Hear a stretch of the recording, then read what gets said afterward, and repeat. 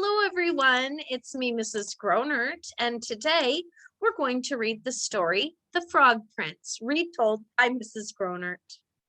Once upon a time, there lived a beautiful princess. The princess was the loveliest princess on earth. She enjoyed walking through the forest near the castle with her favorite toy, a golden ball. The princess truly loved the golden ball. She would throw it up in the air as she walked. It made her happy just to throw the ball and catch it again. One day, the princess was walking with her golden ball. She stopped next to a well in a forest. She threw her golden ball in the air and it came down, plop, right into the well. The princess looked into the well and saw that her ball had dropped all the way to the bottom, and there was no way for her to reach it. So she sat down on the mossy ground and began to cry. The princess cried so loudly and so bitterly that a frog who lived in the well heard her and came up to see what was wrong. "Oh, princess, why are you crying so terribly?" asked the frog in his croaky voice. I, I dropped my golden ball. It fell down to the bottom of the well. It's my favorite thing in the world. I would give anything to have it back. I would give all the riches in the castle just to have my golden ball again. "You would give anything?" asked the frog. "Will you promise to be my friend and let me eat off your golden plate and let me sleep in your bed?" "Yes, of course I will, if you get my beautiful golden ball for me," said the princess. The princess was thinking, how does this ugly frog think that I will be his friend? He's just a frog and must live in the water. Once I have my ball, he'll be back splashing in the water with his slimy friends. With that, the frog swam to the bottom of the well and retrieved the golden ball. He gave it to the princess. Once the princess had her ball, she ran happily home, throwing her ball in the air as she ran.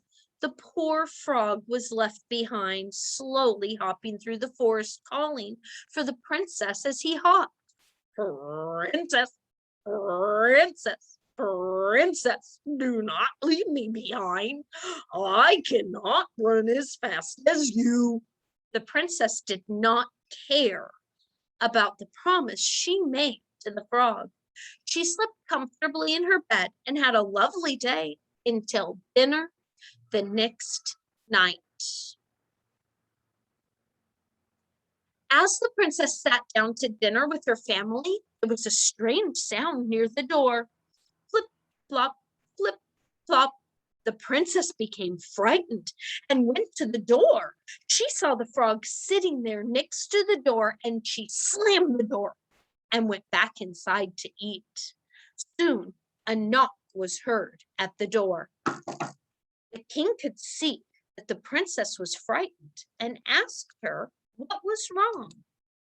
"My dear daughter, what is troubling you?"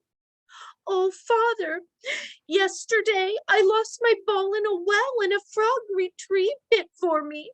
I promised the disgusting creature that I would be his friend and let him eat from my plate and sleep in my bed if he returned the ball to me.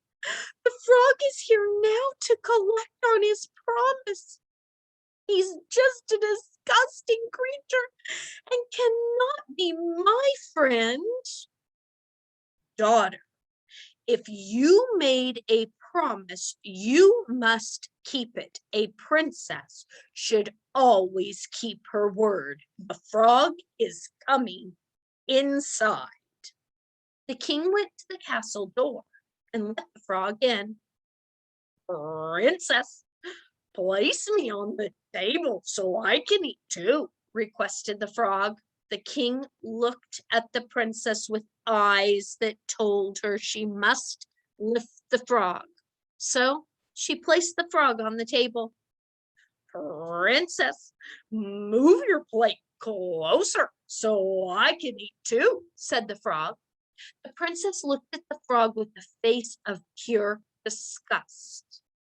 I don't want to, she said. You must, said the king.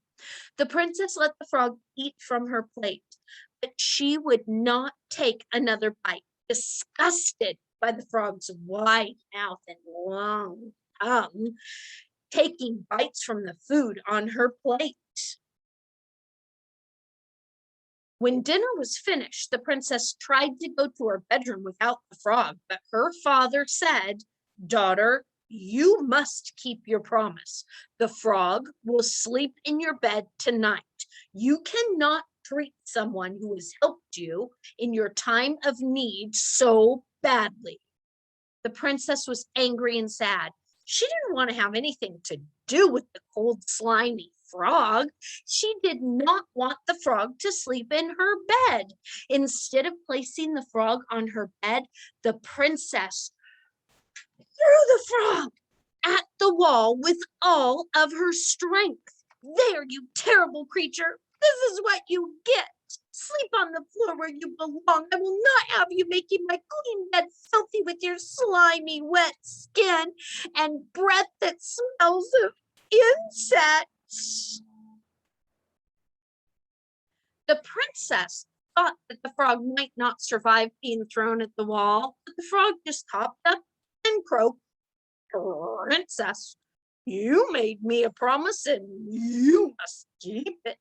If you do not let me sleep on your bed, I will tell your father." So the princess placed the frog on her pillow. There was nothing else she could do. Then she tried to sleep. She had a terrible time sleeping because all night she heard the frog croaking and felt its cold, clammy skin near her face. In the morning, when the princess awoke, the frog was staring at her with his huge, wet frog eyes. "Go away, you disgusting creature. I have allowed you to eat from my plate and sleep in my bed. I have fulfilled my promise. Leave me alone and don't come back." "Princess, you have not fulfilled your promise.